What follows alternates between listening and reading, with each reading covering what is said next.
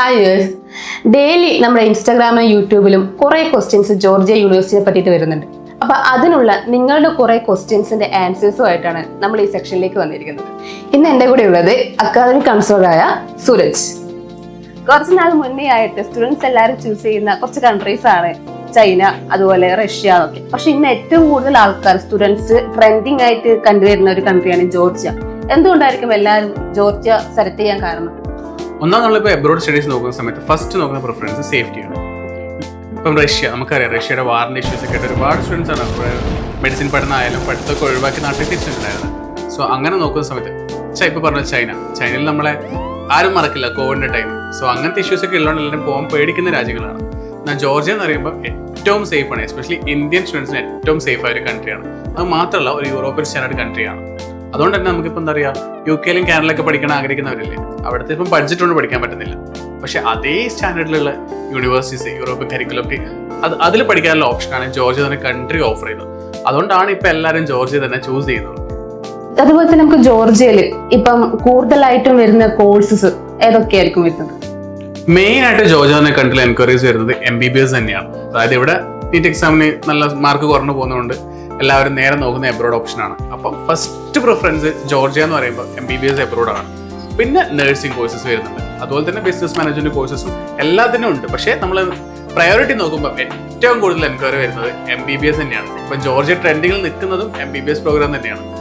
അതുപോലെ നമ്മളിപ്പോൾ പുറത്തൊക്കെ പോവുകയാണെങ്കിൽ ഏറ്റവും കൂടുതൽ ആൾക്കാർ പേടി വരുന്നത് കമ്മ്യൂണിക്കേഷൻ കിട്ടും, അവിടുത്തെ ലാംഗ്വേജ് എന്തായിരിക്കും. അപ്പം അങ്ങനെ വരുമ്പോൾ നമുക്ക് ജോർജിയ എങ്ങനെയായിരിക്കും നോക്കിക്കാണുന്നുണ്ടാവും? ജോർജിയന്റെ കാര്യത്തിൽ ആ ഒരു പേടിയേ വേണ്ട. കാരണം വെച്ചാൽ അവിടുത്തെ മെയിൻ ലാംഗ്വേജ് ഇംഗ്ലീഷ് ലാംഗ്വേജ് തന്നെയാണ്. അവിടുത്തെ എന്താ പറയുക, ജോർജിയ പണ്ട് സോവിയറ്റ് യൂണിയന്റെ ഭാഗമായിരുന്നു, അപ്പോൾ റഷ്യൻ ലാംഗ്വേജ് അവിടെ ഉണ്ട്. പക്ഷേ ഏറ്റവും കൂടുതൽ ആൾക്കാർ സംസാരിക്കുന്നത് ഇംഗ്ലീഷ് തന്നെയാണ്. പിന്നെ ജോർജിയ എന്ന് പറയുന്നത് ഒരു ടൂറിസ്റ്റ് ഡെസ്റ്റിനേഷൻ ആണ്. അപ്പൊ അതുകൊണ്ട് ഒരു പേടിയുടെ ആവശ്യമില്ല. നമ്മുടെ ഇംഗ്ലീഷ് നമുക്കറിയാലോ, നമ്മുടെ കേരളത്തിലെ ആൾക്കാർ നമ്മുടെ ചെറിയ ഇംഗ്ലീഷും അവിടെ വില പോകും. പിന്നെ വരുന്ന ഒരു ക്വസ്റ്റ്യൻ ആണ് അവിടുത്തെ സേഫ്റ്റി. അതായത് ഗേൾസിനും മാത്രമല്ല, ഗേൾസിനും ബോയ്സിനും ഉണ്ടാവുന്ന അവിടുത്തെ സേഫ്റ്റി ഇഷ്യൂസ്. ഇപ്പൊ പാരന്റ്സ് കൂടുതൽ ആഗ്രഹിക്കുന്നതും അവിടുത്തെ സേഫ്റ്റി എങ്ങനെയായിരിക്കും എന്നൊക്കെ അറിയാനായിരിക്കും. അപ്പൊ അതെങ്ങനെയായിരിക്കും? ശരിയാണ്. ഇപ്പൊ നോർമലി നമ്മൾ അഡ്മിഷൻ കഴിഞ്ഞിട്ട് വരുമ്പോൾ പാരന്റ്സിന് ഏറ്റവും ഫസ്റ്റ് കൺസേൺ ആണ് മകനല്ലെങ്കിൽ മകള്. ഇപ്പം +2 കഴിഞ്ഞിട്ട് പോകുന്നതായിരിക്കും. അപ്പം മീൻസ് അവർക്കും അത്ര മെച്യൂരിറ്റി ആയിട്ടില്ല സ്റ്റുഡൻസിനായാലും. അപ്പം വേറെ അറിയാത്ത നാട്ടിൽ പോകുമ്പോൾ സേഫ് ആണെന്നുള്ളത് 100% സേഫ് ആയ ഒരു കൺട്രിയാണ്.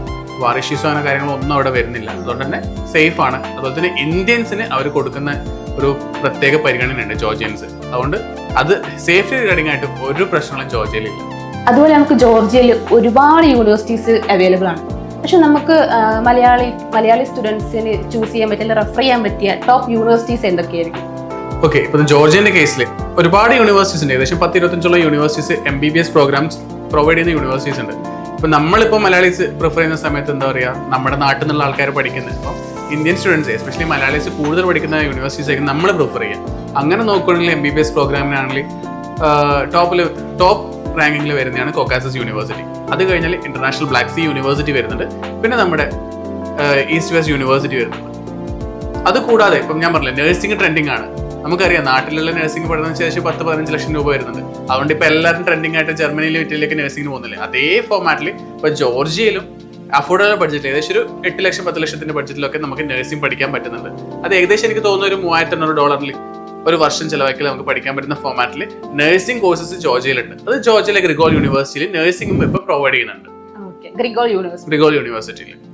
അതുപോലെ നാട്ടിൽ നമുക്ക് നീറ്റ് എക്സാം എഴുതിയാൽ മാത്രമേ MBBSലേക്ക് അഡ്മിഷൻ കിട്ടുന്നുണ്ട്. അതുപോലെ ജോർജിയ, അവിടുത്തെ പുറത്തുള്ള കൺട്രീസിൽ എങ്ങനെയായിരിക്കും ക്വാളിഫിക്കേഷൻ വരുന്നത്? ജോർജിയന്റെ കേസ് വെച്ചാൽ നമുക്ക് പ്രത്യേക എൻട്രൻസ് എക്സാമിനൊന്നും ആവശ്യമില്ല MBBS അഡ്മിഷൻ എടുക്കണമെന്നുണ്ടെങ്കിൽ. പക്ഷേ ഇന്ത്യൻ സ്റ്റുഡൻസിനെ സംബന്ധിച്ചിടത്തോളം ഇപ്പം നമ്മളായാലും പഠിക്കാൻ എബ്രോഡ് പോയി കഴിഞ്ഞാൽ തിരിച്ചു വന്നിട്ട് നാട്ടിൽ വർക്ക് ചെയ്യണമെന്നല്ല ആഗ്രഹിക്കുള്ളൂ. അങ്ങനെ ഇന്ത്യൻ സ്റ്റുഡൻസിന് ആണെങ്കിൽ നീറ്റ് ക്വാളിഫൈഡ് ആയേ പറ്റത്തുള്ളൂ. കാരണം നീറ്റ് ക്വാളിഫൈഡ് ആവാതെ പോയി കഴിഞ്ഞാൽ ഒരിക്കലും അവർക്ക് ഇവിടെ വന്നിട്ട് നമുക്കൊരു എൻട്രൻസ് എക്സാം എഴുതാനുണ്ട്. ഇവിടുത്തെ ഒരു ലൈസൻസ് എക്സാം ഉണ്ട്, അതായത് FMG എന്ന് പറയും, foreign medical graduate exam. So അത് എഴുതിയിട്ട് മാത്രം നമുക്ക് ഇവിടുത്തെ ലൈസൻസ് കിട്ടുക. അപ്പം ഇന്ത്യയിൽ വന്നിട്ട് എന്താ പറയുക, ഡോക്ടറായിട്ട് പ്രാക്ടീസ് ചെയ്യാൻ ആഗ്രഹിക്കുന്നവരാണെങ്കിൽ നീറ്റ് ക്വാളിഫൈഡ് ആയിട്ട് മാത്രം ജോർജിയയിലേക്ക് MBBSന് പോകും. അപ്പൊ അതല്ല പുറത്ത് എവിടെയെങ്കിലും സെറ്റിൽ ആണ്, എന്തിന് ജോർജിയയിൽ തന്നെ സെറ്റിൽ ആകാനുള്ള പ്ലാനൊക്കെ ഉള്ള ആൾക്കാരാണെങ്കിൽ നീറ്റ് ഇല്ലാതെ പോയിട്ട് പഠിക്കാനുള്ള ഓപ്ഷൻസ് ഉണ്ട്. നീറ്റ് എക്സാം എഴുതിയാലേ നാട്ടിൽ വന്ന് പ്രാക്ടീസ് ചെയ്യാൻ പറ്റുള്ളൂ. നീറ്റ് മാൻഡറ്ററി ആണ്. അതായത് ഇന്ത്യൻ സ്റ്റുഡൻസിന് നീറ്റ് എക്സാം മാൻഡറ്ററി ആണ്. അവർ തിരിച്ചു വന്ന് ഇന്ത്യയിൽ പ്രാക്ടീസ് ചെയ്തിട്ടുണ്ടെങ്കിൽ മാത്രം, അത് സ്പെസിഫൈ ആയിട്ട് നോക്കുക, ഇന്ത്യയിൽ പ്രാക്ടീസ് ചെയ്യാൻ പ്ലാൻ ഉണ്ടെങ്കിൽ മാത്രമേ നീറ്റിന്റെ ആവശ്യമുള്ളൂ. അതുപോലെ ജോർജിയയിൽ അഡ്മിഷൻ പ്രൊസീജിയേഴ്സ് ഒക്കെ എങ്ങനെയായിരിക്കും? അതായത് അവിടുത്തെ ഫീസ് സ്ട്രക്ചർ, ഏകദേശം ബഡ്ജറ്റ് ഒക്കെ എങ്ങനെയായിരിക്കും ഉണ്ടാവുന്നത്? ഇപ്പൊ നോർമലി മറ്റു കൺട്രി ഇപ്പൊ നമ്മൾ UK പോകുന്ന വേണ്ടിയിട്ടില്ല, ഒരുപാട് മാസം നീണ്ടുനിൽക്കുന്ന സ്റ്റെപ്സ് ഉണ്ട്. പക്ഷെ ജോർജിയന്റെ കേസിൽ ആപ്ലിക്കേഷൻ നമ്മൾ അഡ്മിഷൻ പ്രോസസ് ഏറ്റവും സിമ്പിൾ ആണ്. അതായത് ഫോർ എക്സാമ്പിൾ MBBS നോക്കുന്നവരാണെങ്കിൽ അവർ +2 സർട്ടിഫിക്കറ്റ്, ഒപ്പം പാസ്പോർട്ട്, നീറ്റ് ക്വാളിഫൈഡ് ആണ്, നീറ്റിന്റെ സ്കോർ കാർഡും, അത് അഡ്മിഷൻ ഫീസ് എത്രയാണെന്ന് വെച്ചാൽ ആ എമൗണ്ട് അടച്ചു കഴിഞ്ഞാൽ 24 ഹവറിനുള്ളിൽ അവർക്ക് അഡ്മിഷൻ ലെറ്റർ അവിടെ നിന്ന് കിട്ടി.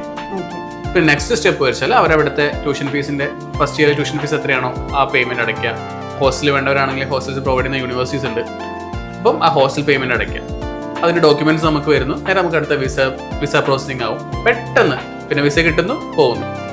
ഒരുപാട് നാൾ നീണ്ട പ്രോസസ്സൊന്നും കാര്യങ്ങളൊന്നും ഇല്ല. ഏകദേശം നമുക്ക് ഒരു 1 മന്തിനുള്ളിൽ എല്ലാം കംപ്ലീറ്റ് ചെയ്ത് നമുക്ക് പോകാനുള്ള ഓപ്ഷൻസ് ഉണ്ട്. ഫീസ് സ്ട്രക്ചറിന്റെ കേസിലേക്ക് വരുന്ന സമയത്ത് വെച്ചാൽ നമുക്ക് വരുന്നത് ഏകദേശം, അതായത് ഞാൻ പറഞ്ഞില്ല ഇപ്പൊ അവിടെ MBBS പ്രോഗ്രാം ആയാൽ പോലും നമുക്ക് ഏകദേശം 10-25 യൂണിവേഴ്സിറ്റീസ് വരുന്നുണ്ട്. ഓരോ യൂണിവേഴ്സിറ്റിക്കും ഡിഫറെന്റ് ആണ് ഫീസ് സ്ട്രക്ചർ. ഒരു ബേസിക് ആയിട്ട് പറയുകയാണെങ്കിൽ നമുക്കൊരു 30 to 35 lakh, മാക്സിമം ഒരു 40 ലക്ഷം രൂപയൊക്കെ ഉണ്ടെങ്കിൽ നമുക്ക് 6 വർഷത്തെ MBBS പ്രോഗ്രാം ജോർജിയയിൽ വെച്ച് പഠിക്കാൻ പറ്റും. അപ്പം പിന്നെ ഒരു കൺസേൺ വരുന്നത് വെച്ചാൽ ഹോസ്റ്റൽസ്, ഫുഡ് ഇതൊക്കെയാണ്. പക്ഷെ ജോർജിയയെ സംബന്ധിച്ചിടത്തോളം ഇന്ത്യൻസിന് എന്താ പറയുക, ഇന്ത്യൻ ഫുഡ് അവൈലബിൾ ആണ്. അത് മാത്രമല്ല സേഫ് ആയിട്ട് ഇന്ത്യൻസിന് മാത്രമായിട്ട് സെപ്പറേറ്റ് ഹോസ്റ്റൽ ഫെസിലിറ്റീസ് ഒക്കെ അവൈലബിൾ ആണ്.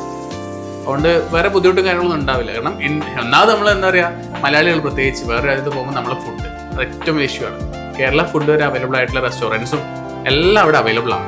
ഫുഡും അക്കോമഡേഷനും ഫീസും എല്ലാം കൂടി ഏകദേശം 40 lakhs 50 lakh. ഞാൻ പറഞ്ഞില്ലേ, അതായത് ഓരോ university fees structure, tuition fees വ്യത്യാസമുണ്ട്. അതിനനുസരിച്ച് വേരിയേഷൻസ് ഉണ്ടാവും. പിന്നെ നമ്മുടെ പേഴ്സണൽ എക്സ്പെൻസ് കൂടെ വരുമല്ലോ. അപ്പം നമുക്കിപ്പം ഇത്രയാണ് എക്സാക്ട് പറയാൻ പറ്റത്തില്ല. കാരണം ഓരോ ആൾക്കാരും ലൈഫ് സ്റ്റൈൽ വേറെയാണ്, എക്സ്പെൻസ് വേറെയാണ്. ഇപ്പം താങ്കളുള്ള പോലെ ആയിരിക്കില്ല എൻ്റെ എക്സ്പെൻസ്. നമ്മുടെ പർച്ചേസ് എങ്ങനെയാണ്, നമ്മുടെ പേഴ്സണൽ തിങ്സും കാര്യങ്ങളനുസരിച്ചിട്ട് വേരിയേഷൻസ് ഉണ്ടാവും. ഏകദേശം നമുക്കൊരു ബേസിക് ആയിട്ട് പറഞ്ഞാൽ ഒരു 40 ലക്ഷത്തിന്റെ അടുത്തൊക്കെ ഉണ്ടെങ്കിൽ നമുക്ക് സേഫ് ആയിട്ട് 6 വർഷത്തെ MBBS പ്രോഗ്രാം ചെയ്യാൻ പറ്റുന്ന ഒരു കൺട്രിയാണ് ജോർജിയ. അത് സേഫ് ആയിട്ട് ചെയ്തിട്ട് തിരിച്ചു വരുവാണെങ്കിൽ പറ്റും. പിന്നെ വെച്ചാൽ നമ്മളിപ്പം ഞാൻ പറഞ്ഞില്ലേ, ഇന്ത്യയിൽ തിരിച്ചു വന്ന് പ്രാക്ടീസ് ചെയ്യുന്ന ആൾക്കാരാണെങ്കിൽ ഇവിടുത്തെ ലൈസൻസ് എക്സാം ഉണ്ട്, FMG എക്സാമിന്റെ പാസിംഗ് പെർസെൻറ്റേജ് നോക്കുവാണെങ്കിലും ജോർജിയയിലെ യൂണിവേഴ്സിറ്റിയിലേക്ക് നമ്പർ 1 റാങ്കിൽ നിൽക്കുന്നതാണ്. എല്ലാ യൂണിവേഴ്സിറ്റിയിൽ നിന്നും ഉള്ള സ്റ്റുഡൻസ് ഇവിടുത്തെ FMGന്റെ പാസിംഗ് പെർസെൻറ്റേജിൽ ടോപ്പാണ്. നല്ല പാസിംഗ് പെർസെൻറ്റേജ് ആണുള്ളത് ഈ യൂണിവേഴ്സിറ്റിയിലെ സ്റ്റുഡൻസിനൊക്കെ. ബാക്കിയുള്ള കൺട്രീസിലൊക്കെ ഇപ്പം സ്കോളർഷിപ്പ് എന്നൊക്കെ പറഞ്ഞിട്ട് അങ്ങനെ കുറെ ആഡും കാര്യങ്ങളൊക്കെ കാണാം. ഈ ജോർജിയയിൽ എന്തെങ്കിലും സ്കോളർഷിപ്പ് അങ്ങനെ എന്തെങ്കിലും അവൈലബിൾ ആണ്? ജോർജിയന്റെ കേസിൽ സ്കോളർഷിപ്സ് എന്ന് പറഞ്ഞാൽ ചിലപ്പം യൂണിവേഴ്സിറ്റീസ് സെപ്പറേറ്റ് ആയിട്ട് പ്രൊവൈഡ് ചെയ്യാറുണ്ട്. ഓരോ യൂണിവേഴ്സിറ്റി അവരുടെ സ്കീം വെച്ചിട്ട് സ്കോളർഷിപ്പ് പ്രൊവൈഡ് ചെയ്യാറുണ്ട്. ചിലപ്പോൾ യൂണിവേഴ്സിറ്റീസിന്റെ എൻട്രൻസ് എക്സാം ആയിരിക്കും. അതായത് അത് സ്കോളർഷിപ്പിന് വേണ്ടിയിട്ടുള്ള എക്സാം പാസ് ചെയ്ത് അതിൽ ടോപ്പ് വരുന്നവർക്ക് കൊടുക്കുന്ന സ്കോളർഷിപ്പ് ആയിരിക്കും. ഇല്ലെങ്കിൽ ഇപ്പം UG കഴിഞ്ഞ് PG ഒക്കെ പോകുന്ന ആൾക്കാരാണെങ്കിൽ അവിടുത്തെ നമ്മുടെ മാർക്കിന്റെ ബേസിൽ മെറിറ്റ് അടിസ്ഥാനത്തിൽ സ്കോളർഷിപ്സ് പ്രൊവൈഡ് ചെയ്യാറുണ്ട്. ചിലപ്പോൾ ചില യൂണിവേഴ്സിറ്റീസ് എന്താ നീറ്റ് സ്കോറിന്റെ ബേസിൽ ഒരു സ്കോളർഷിപ്പ് കൊടുത്തായിട്ട് അറിവുണ്ട്. ഇപ്പോൾ റീസെന്റ് ആയിട്ട് പറയുകയാണെങ്കിൽ കോക്കാസസ് യൂണിവേഴ്സിറ്റി അവരുടേതായ ഒരു എൻട്രൻസ് എക്സാം നടത്തുന്നുണ്ട്, ഒരു scholarship exam. So depending upon the university, അതായത് സ്കോളർഷിപ്പ് ഓപ്ഷൻസ് അവൈലബിൾ ആണ്. ഇപ്പോൾ ജോർജിയ എന്നൊരു കൺട്രിയിൽ MBBS അല്ലെങ്കിൽ നഴ്സിംഗ് കോഴ്സോ പഠിക്കാൻ പ്ലാൻ ചെയ്യുന്നവരാണ്, അല്ലെങ്കിൽ ജോർജിയയിലെ സ്കോളർഷിപ്പ് ഓപ്പർച്യൂണിറ്റി അറിയാൻ ആഗ്രഹമുള്ളവരാണെങ്കിൽ നമ്മുടെ കമന്റ് സെഷനിൽ നിങ്ങളുടെ ഡൗട്ട്സ് ക്ലിയർ ചെയ്യുന്നതാണ്. അപ്പോൾ പുതിയൊരു സെഷനിൽ കാണുന്നവരെ ബൈ.